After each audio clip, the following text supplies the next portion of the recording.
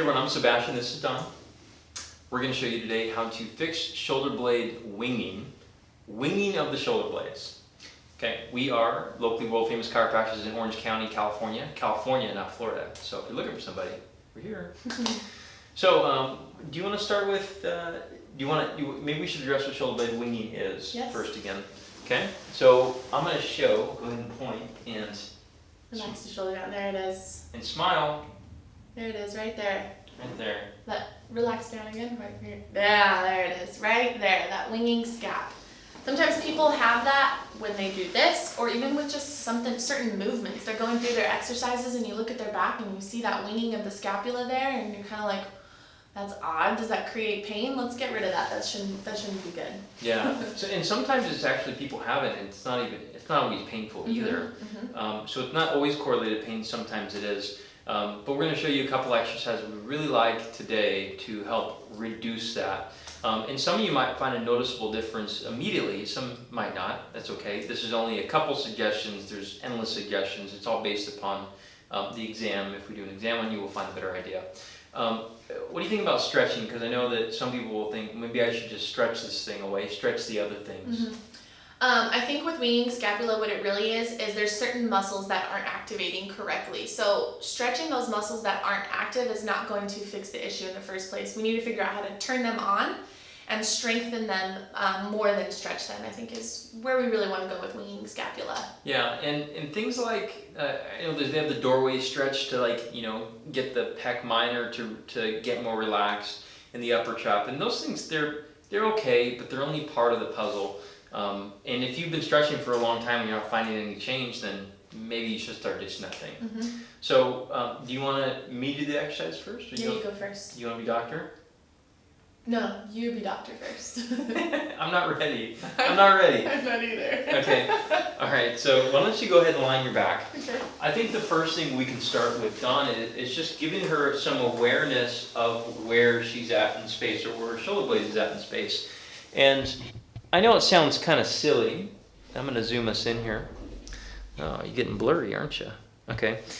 And so this will seem kind of silly again to talk about it like this, but really a lot of people when they're dealing with this at the first go, their brain really doesn't have a good idea of where their body's at in space. That's why it's hard to control, especially when you're standing or when you don't have anything in contact with the shoulder blade.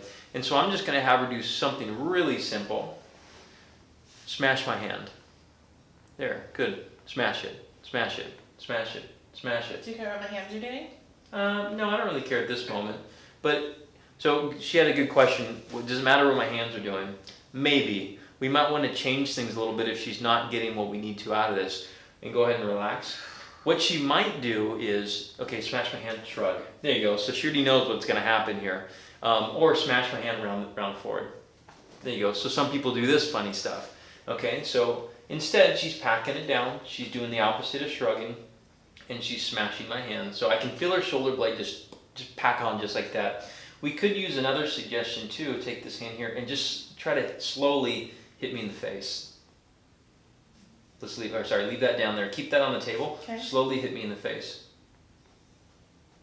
Right there. And if you notice, this will automatically pack the shoulder blade on there already without having to think too much. Now, I can tell her to double down on it and really smash me. But the hand outward is giving her a good chance to get that position. So you might maybe do this for about 30 seconds, hold the position and keep finding it, and then start to really ramp up the tension. That feels really good. Feels good.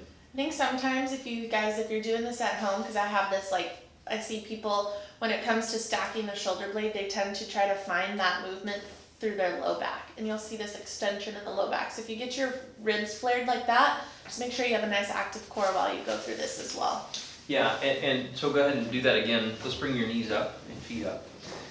We won't get all of you in it for sure. So we can also bring her into this tuck position too. So she's already arching for us. And so I'd bring these, before you move, bring these closer to you, closer to you, closer to you. Right there. Stay. Go ahead and slowly. There you go. And at least on the ground, it's not going to be floating, so she can. The core has a big relationship to the shoulder blade, and just go ahead and come down, and let's go seated. And I'll demonstrate that real quickly for everybody, because I think it's probably important moving forward here. Okay. If you have a friend here, this is a good test. Try to push me with your arm, with your hand, without using your core. I can't.